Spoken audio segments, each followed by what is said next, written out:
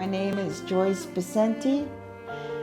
I just want to say thank you for this opportunity to tell others about the Lord. I'm not young anymore.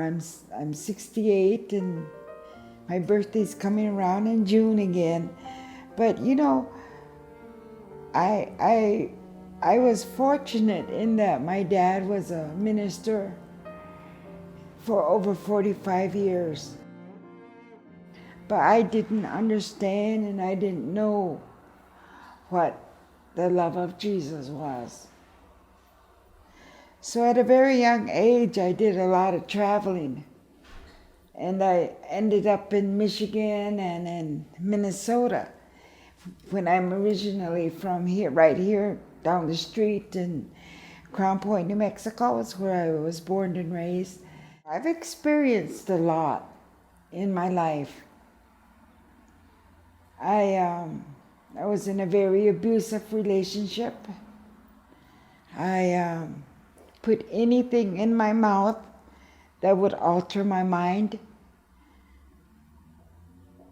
I went through a lot. I lost my children.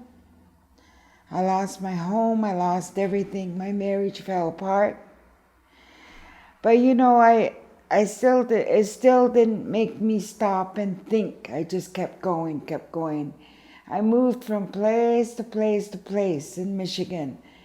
And a family took me in as their own family because the dad was worried that I had no family living in Michigan, and I was just wild. And then I took some kids to Minnesota, the Twin Cities, to go to school, and then I ended up working there. And there too, I just moved from place to place to place. And so I moved back here to New Mexico. And I kind of wanted to go to church, so I started looking for a church. And in the process, I was reading the Bible and I came across John 14. And that chapter really spoke to my heart, telling me that Jesus is preparing a place for me, that I have a home. And that really hit me because I just felt like I would always wander. I would never settle down. So about that time, both my son and I, we started to change our lives at the same time. So I was helping him raise his kids, and I started going to church and learning more about God's love. I went to a mission boarding school, but I never learned of Jesus' love. But at this little church here called All Nations Indian Baptist Church in Albuquerque, our pastor took me, my son, under his wing and began to teach us about the Bible, about God, and about his love. And the Lord's been really good to me. I used to think, I wonder why all this bad stuff happens to me. But you know what? I went back to school, I got my degrees, and I'm a retired social worker right now, but I began to work with women who hurt. I worked with families who were torn apart by the system.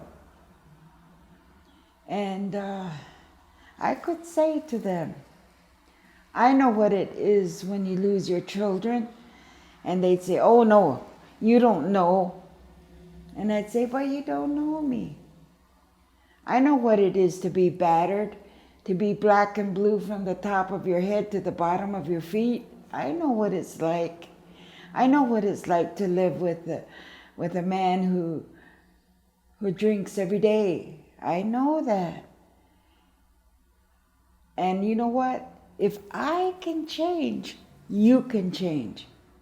And I tell them, right here, you change this right here, change your heart, your life will change. instead of just saying, oh, let's put a Band-Aid on your problem. But you know what? It's changing your heart. And I believe strongly that that's where we are today with our young people, with our young mothers, with our young families, to teach them that Jesus can help them, that the Lord will help them in their journey toward getting well again, and will help him. He will help them to hold their families together. And you know, I'm just glad that I'm coming to this church. I'm just glad that the Lord is part of my life. He makes life worth living. He makes it wonderful. And right now, you know, I'm going through another little thingy here with health problems. But then I'm learning that through all of this pain and suffering, I'm developing a stronger relationship with Jesus, because with God and with Jesus, because you know, it's not just coming to church, sitting here and singing, read the Bible and go home and do whatever you want to do, but it's a living, everyday relationship with God, with Jesus. And you know, I just laugh. I tell my son every day, I said, when I put up the shades in the house and I see the sandias, I see the might and the power of God, and I pray. I said, I probably think they're just saying, oh, that lady's just praying to the mountain. I'm not praying to the mountain. I'm recognizing the magnificence and the glory of God. And I know that if he can make a mountain, he can heal me. If he can make a mountain, he can change a person's life. It's that way, and it's the relationship that you develop with God that's so good, so good.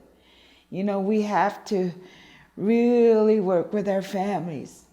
We're losing our children to the world. We need to preserve our children. We need to preserve our families.